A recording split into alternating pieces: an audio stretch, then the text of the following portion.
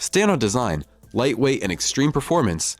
These are the three words that best describe Ariel's first all-electric sports car with a closed cabin. The car was cleverly named the Hypercar, which stands for High Performance Carbon Reduction, and it was revealed in a production intent form. As the name suggests, the model features full carbon fiber bodywork with an insane number of air intakes, cuts, and vertical fins, designed to optimize aerodynamics and cooling. The power comes from a dual or a quad motor drivetrain, paired with the 62 kilowatt-hour battery. In its top configuration, the Hypercar peaks at 1,196 horses and accelerates to 60 in 2.09 seconds.